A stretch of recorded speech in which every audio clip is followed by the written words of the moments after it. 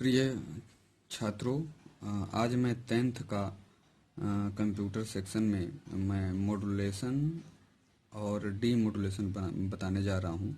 Modulation and D modulation. अब सबसे पहले जानेंगे मॉड्यूलेशन क्या होता है। मॉड्यूलेशन एक ऐसी प्रक्रिया है जिसमें कैरियर सिग्नल के एक या एक से अधिक पैरामीटर्स को बदल दिया जाता है। ये parameter amplitude modulation, frequency modulation, phase modulation, ये तीन इसके पार्ट होते हैं जो मॉड्यूलेशन के अंतर्गत आते हैं। अब इस तीनों पार्ट को हम आगे देखेंगे। सबसे पहले ये देखते हैं कि मॉड्यूलेशन एक ऐसी प्रक्रिया है जिसमें कम फ्रीक्वेंसी के सिग्नलों को उच्च फ्रीक्वेंसी के सिग्नलों में बदल दिया जाता है, अर्थात मॉड्यूलेटेड कर दिया जाता है। जैसे कि इन सिग्नल को मॉड्यूलेट इसलिए किया जाता है क्योंकि ये लो फ्रीक्वेंसी सिग्नल होते हैं, अर्थात इनकी ऊर्जा कम होती है, इनकी ताकत कम होती है, जो ज़्यादा दूरी तक नहीं पहुंच पाते हैं, जिससे जो सिग्नल होता है वह बीच में ही नष्ट हो जाता है तथा रिसीवर तक नहीं पहुंच पाता। अब हम पढ़ेंगे डी मॉड्यूलेशन। अब डी मॉड्यूलेशन में मॉड्यूलेटेड कैरियर सिग्नल से वापस ओरिजिनल मैसेज प्राप्त करना डीमॉड्यूलेशन कहलाता है। यह मॉड्यूलेशन के विपरीत की क्रिया होती है। डीमॉड्यूलेशन की क्रिया डीमॉड्यूलेटर के द्वारा की जाती है। वह डिवाइस जो मॉड्यूलेशन तथा डीमॉड्यूलेशन दोनों कार्य करती है वह मॉडेम कहलाती है। हाँ, हम ये जानते हैं कि एनालॉग को डिजिटल सिग्नल में और डिजिटल सिग्नल को एनालॉग सिग्नल में जो कन्वर्ट करता है उसको हम दूसरी भाषा में भी मॉड्यूलेटर और डीमॉड्यूलेटर कहते हैं। मॉडेम की जब परिभाषा हम लोग पढ़ते हैं या मॉडेम के बारे में तो यही पढ़ते हैं कि मॉडेम का फुल नेम होता है मॉड्यूलेटर, डीमॉड्यूलेटर। मॉडेम का काम ही होता है किसी एनालॉग सिग्नल को डिजिटल में कन्वर्ट करे और डिजिटल सिग्नल को एनालॉग में कन्वर्ट करे। जैसे टेलीफोन के तार के द्वारा जब हम कोई सिग्नल भेजते हैं तो वो एनालॉग वे में जाता है, एनालॉग फॉर्म में जाता है तार के माध्यम से। लेकिन अगर वो कंप्यूटर में पहुंचता है मॉडेम के माध्यम से तो कंप्यूटर में वो डिजिटल फॉर्मेट में, डिजिटल फॉर्म में बदल जाता है। और जब कंप्यूटर द्वारा कोई डेटा ट्रांसमिट किया जाता है तो वो डिजिटल फॉर्म में ही जाता है, लेकिन जब वो मॉडेम होते हुए जब वायर में पहुंचता है तो वो एनालॉग में हो जाता है।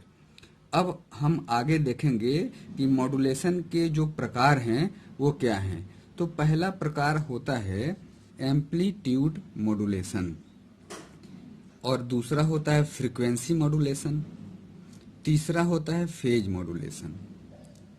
अब सबसे पहले हम जानेंगे एम्पलीट्यूड मॉड्यूलेशन क्या है।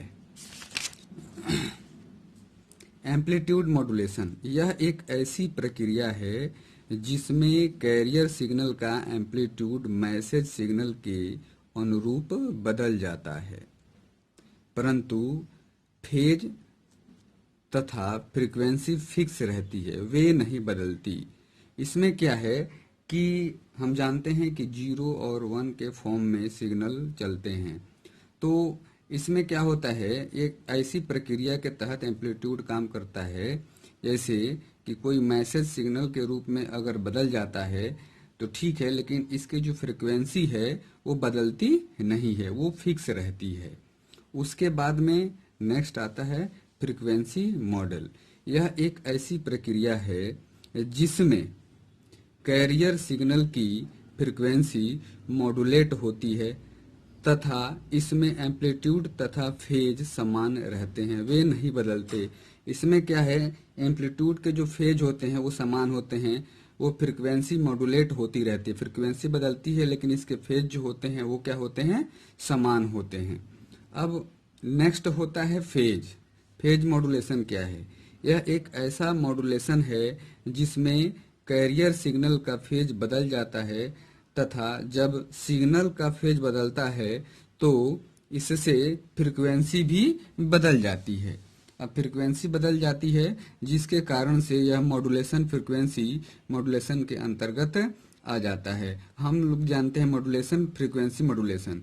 अब ये जो फेज मॉड्यूलेशन है ये कुछ फ्रीक्वेंसी मॉड्यूलेशन से भी मिलता जुलता है। इसके भी जो फ्रीक्वेंसी जब लोड होती है और ट्रांसमिट किया जाता है तो इसके जो ट्रांसमिशन करते समय जो नेटवर्क के हिसाब से ये वर्क करता है और इसके फ्रीक्वेंसी में चेंजिंग आती रहती है। जब कभी देखते होंगे नेटवर्क कभी डाउन हुआ तो ये फ्रीक्वेंसी कम होती है, तो ऐसा होता है इसमें। अब मॉड्यूलेशन की आवश्यकता कहाँ होती है और कब होती है ये जानेंगे। कि मॉड्यूलेशन की आवश्यकता सबसे पहले हम ये देखेंगे कि एंटीना की हाइट को कम करने के लिए। पहले हम देखते थे जब टीवी चलता था तो टीवी में बहुत बड़े एंटीना लगाए जाते थे और वो एंटीना क्या करता था कि हमारे नेटवर्क को मैनेज करता था। तो देखा जाता था कि अगर कोई प्रोग्राम चल रहा है तो कंप्लीट नेटवर्क नहीं रहने से वो हमेशा डिस्टर्ब रहता था। कोई ना कोई पर्सन उसे उचित दिशा में घुमाता रहता था ताकि नेटवर्क सही आए और टीवी ठीक से चले। तो एंटीना की हाइट को कम करने के लिए मॉड्यूलेशन की आवश्यकता पड़ी। अब हम देखते हैं ना कि जहाँ भी हम देख रहे हैं कि डिश टीवी लगी हुई है उसमें छोटे एंटीना हैं। तो ये मॉड्यूलेशन की फ्रीक्वेंसी का ही नतीजा है कि आज के डेट में इतनी हाई फ्रीक्वेंसी चल रही है कि ऊंचे ऊंचे एंटीने लगाने की जरूरत नहीं पड़ती है। दूसरा होता है मल्टीप्लेक्सिंग के लिए। अब मल्टीप्लेक्सिंग के लिए मॉड्यूलेशन का प्रयोग किया जाता है। ये क्यों? जैसे कि मल्टीप्लेक्सिंग एक समय में एक चैनल द्वारा बहुत सारे सिग्नल के ट्रांसमिशन की प्रक्रिया को प्रोसेस करने के लिए मल्टीप्लेक्सिंग का यूज किया जाता है। इसे एक समय में एक चैनल द्वारा, अब एक चैनल द्वारा कई तरह के सिग्नल अगर प्रसारित करने होते हैं तो इसके लिए मल्टीप्लेक्सिंग का यूज किया जाता है। अब आता है मैसेज सिग्नल में नॉइज बहुत अधिक होती है तो उस नॉइज को कम करने के लिए मॉड्यूलेशन का प्रयोग किया जाता है। उसके बाद में आता है सिग्नल की बैंडविड्थ को बढ़ाने के लिए। कभी कभार आप देखते होंगे मोबाइल है अपना, अब मोबाइल है तो कभी कभार किसी ऐसे रूम में बैठते हैं जहां पर नेटवर्क ठीक से नहीं पहुंच पाता। अब नेटवर्क ठीक से नहीं पहुंच पाता तो उसके लिए वो मोबाइल खराब नहीं है, उस मोबाइल की जो टेक्नोलॉजी होती है उसकी बैंडविड्थ जो होती है वो कमजोर होती है। इसीलिए जब भी कोई मोबाइल डिवाइस या मोबाइल खरीदने जाएंगे तो उसके डब्बे पे लिखा रहता है कि इसकी बैंडविड्थ क्या है। जितनी अधिक बैंडविड्थ होगी उसकी फ्रीक्वेंसी रेट उतनी ही अच्छी होती है। यानी कि अगर कांच से घेरे हुए केबिन में भी अगर बैठे रहते हैं तो जिसकी बैंडविड्थ अच्छी होती है उनका नेटवर्क बहुत अच्छा होता है। कभी कभार आप देखेंगे कोहरा भी रहता है और बेसमेंट में अगर कोई कमरा है उसमें आदमी बैठा हुआ है तो वहाँ नेटवर्क ऑटोमेटिक डाउन हो जाता है, वहाँ पे दिक्कत आती है। तो जिस फ़ोन के बैंडविड्थ अगर अच्छे होते हैं वो वहाँ वैसे जगह पे भी प्रॉपर नेटवर्क देता है, प्रॉपर सिग्नल देता है जिसकी बैंडविड्थ अच्छी होती है। ऐसा पहले माना जाता था जब मोबाइल टेक्नोलॉजी बहुत कम थी तो ये माना जाता था कि पूरी दुनिया में मोटरोला एक ऐसी कंपनी है जिसकी बैंडविड्थ सभी मोबाइल से अच्छी होती है। लेकिन प्रेजेंट टाइम में तो ऐसे ऐसे टेक्नोलॉजी आ गए हैं कि सब अच्छे अच्छे टेक्नोलॉजी ला रहे हैं तो इसमें बैंडविड्थ की कोई बड़ी शिकायत नहीं होती है और नेटवर्क भी प्रॉपर रहता है। और नेक्स्ट अब आता है सिग्नल। सिग्नल की पावर को बढ़ाने के लिए, अब सिग्नल की पावर को बढ़ाने के लिए भी मॉड्यूलेशन की आवश्यकता होती है। जैसे आज के डेट में ये चल रहा है कि एक टावर नेटवर्क वाले लगा रहे हैं मोबाइल वाले, और उसी मोबाइल एक नेटवर्क लगाए और 3 ठे मोबाइल कंपनियां उससे काम कर रही हैं। अब इसमें क्या करती हैं वो अपने टेक्नोलॉजी की पावर को बढ़ा देती हैं और कम खर्च में अपने सारे नेटवर्क को मैनेज कर लेती हैं। तो मॉड्यूलेशन यहाँ पर भी वर्क करता है कि मॉड्यूलेशन में अपनी सिग्नल की पावर को और हाई कर देते हैं ताकि जो यूजर्स होते हैं उनको दिक्कत न हो। तो ये रहा आपका मॉड्यूलेशन तथा डीमॉड्यूलेशन। ये 10th का है, पहले चैप्टर का नोट्स है जो मैंने आपको रिकॉर्ड करके दिया, और इसके लिंक मैं इसी वीडियो के डिस्क्रिप्शन में दे दूंगा। इसके पहले वाला आप उसे भी देख लेंगे तो स्टार्टिंग से आपको समझ में आ जाएगा। जो लोग इस वीडियो को पहली बार देख रहे हैं उनको डिस्क्रिप्शन में जा करके देख लीजिएगा, वहाँ लिंक है, उसको क्लिक करेंगे तो इसके पहले वाला भी आपको देखने को मिल जाएगा। और इसके बाद वाला नोट्स मैं इसके बाद की वीडियो में आपको भेज दूंगा। तो आप ठीक से रहें घर में और अपनी पढ़ाई करें।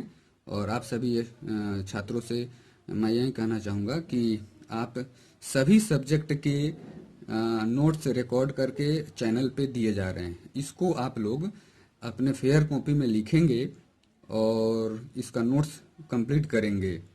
और न समझ में आए तो आप फ़ोन करेंगे संबंधित टीचर से। अगर इसमें कोई चीज़ न समझ में आए तो आप हमें फ़ोन कर सकते हैं, हमारा नंबर आप लोगों के पास है। अगर ना हो तो आप हमें फेसबुक से ले सकते हैं या किसी और टीचर से फ़ोन करके आप हमारा नंबर उनसे ले सकते हैं। धन्यवाद, आप अच्छे से रहें।